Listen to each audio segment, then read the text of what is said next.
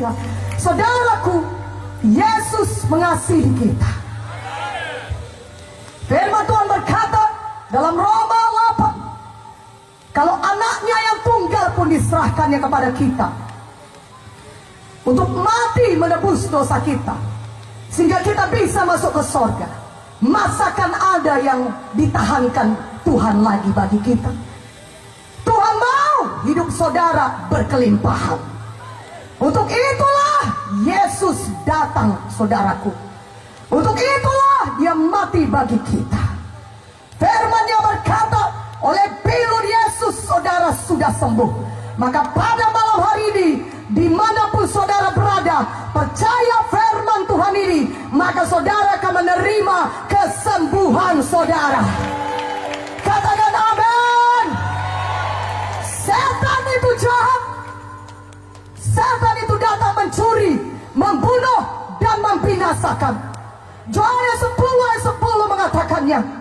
Itulah pekerjaan setan, membuat saudara sakit. Dia curi damai saudara sehingga saudara stres. Dia curi uang saudara sehingga saudara miskin. Dan dia mau membunuh saudara, mau membinasakan saudara. Tapi puji Tuhan, malam ini saudara sudah mengaku Yesus sebagai juru selamat saudara. Maka setan tidak punya hak lagi bagi saudara dalam hidup saudara. Katakan amin. Dan Tuhan sudah memberikan kuasa kepada kita menjadi anak-anaknya, menjadi anak Bapa di sorga. Wah, luar biasa. Kita sudah menjadi anak Bapa di sorga. Tentulah kita sangat diberkati. Katakan amin. Haleluya. Dan kita memiliki kuasa di dalam nama Yesus, karena kita sudah menjadi anak Bapa di sorga. Karena itu mulai hari ini, pakai kuasa dalam nama Yesus. Usir setan dalam nama Yesus. Sebelum pun dia datang kepada saudara, usir terlebih dahulu dalam nama Yesus. Katakan amin. Dalam nama Yesus, roh kematian, roh pembunuh tidak bisa menjamah saya. Dalam nama Yesus, roh kecelakaan tidak bisa menjamah saya. Dalam nama Yesus. Maka saudara akan lihat Tuhan akan melindungi saudara. Saudara akan lihat setan akan lari, karena dia tidak bisa melawan nama Yesus. Amin. Firman Tuhan berkata, usir setan, lawan setan dalam nama Yesus, maka ia akan lari daripadamu. Pakai kuasa dalam nama Yesus. Amin. Pada malam hari ini, saya mau menunjukkan kepada saudara kuasa firman Tuhan yang sama berkuasanya dengan Tuhan Yesus sendiri. Banyak orang berkata, itu mujizat sudah lama berlalu. Tidak ada mujizat lagi, karena Tuhan Yesus sudah di sorga. Dulu pada waktu zaman Tuhan Yesus duduk di bumi ini, tinggal di bumi ini, ada mujizat, karena Tuhan Yesus ada di bumi. Saya mau katakan kepada saudara, dulu ada mujizat, sekarang juga masih ada mujizat. Karena Yesus Kristus tetap sama, baik kemarin, hari ini, maupun selama-lamanya. Berikan kemuliaan bagi Tuhan Yesus. Lebih meriah, lebih meriah, lebih meriah. Haleluya. Yang rindu mujizat Tuhan, katakan amin. Katakan amin. Kuasa firman Tuhan masih ada sampai saat ini, karena Yesus Kristus tetap sama. Amin. Kalau dulu dia berjalan-jalan dengan tubuhnya di dunia ini, di bumi ini, selama 33,5 tahun, lebih lagi pada saat ini firman Tuhan bisa bekerja dan menyembuhkan saudara atau mengadakan mujizat dalam hidup saudara. Katakan amin. Haleluya. Walaupun Tuhan Yesus tidak ada dengan tubuhnya di bumi ini pada zaman sekarang ini, tapi ada kuasa firman Tuhan yang sama berkuasanya dengan Tuhan Yesus sendiri. Katakan amin dengan lebih kuat. Buka Alkitab kita dari Yohanes 4. Mari buka Alkitab saudara dari Yohanes 4. Saya bacakan kepada saudara mengenai kuasa firman Tuhan.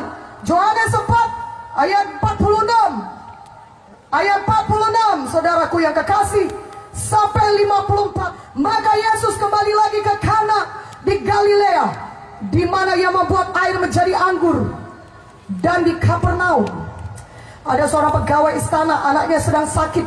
Ketika ia mendengar bahwa Yesus telah datang dari Judea ke Galilea, pergilah ia kepadanya, lalu meminta supaya ia datang dan menyembuhkan anaknya, sebab anaknya itu hampir mati. Maka kata Yesus kepadanya, jika kamu tidak melihat tanda dan mujizat, kamu tidak percaya. Pegawai istana itu berkata kepada Tuhan, datanglah sebelum anakku mati. Kata Yesus kepadanya, pergilah, anakmu hidup. Orang itu percaya akan perkataan yang dikatakan Yesus kepadanya, lalu pergi. Ketika ia masih di tengah jalan, hamba-hambanya telah datang kepadanya dengan kabar bahwa anaknya hidup. Ia bertanya kepada mereka, pukul berapa anak itu mulai sembuh? Jawab mereka, kemarin siang pukul 1, demamnya hilang. Maka teringatlah ayah itu bahwa pada saat itulah Yesus berkata kepadanya, anakmu hidup. Lalu ia pun percaya, ia dan seluruh keluarganya. Dan itulah tanda kedua yang dibuat Yesus ketika ia pulang dari Judea ke Galilea. Saudaraku yang kekasih, Yesus kembali ke Kana. Dan di sana pegawai istana dari Kapernaum, saudara, dari daerah Kapernaum mendengar Yesus sudah ada di Kana. Dan pegawai istana ini anaknya sakit, anaknya hampir mati. Ketika dia tahu Yesus ada di Kana, dia jalan dari Kapernaum.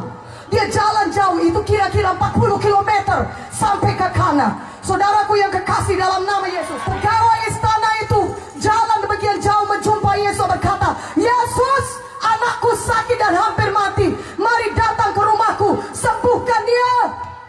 Tetapi Tuhan Yesus berkata kepadanya, engkau mau aku datang kepadanya?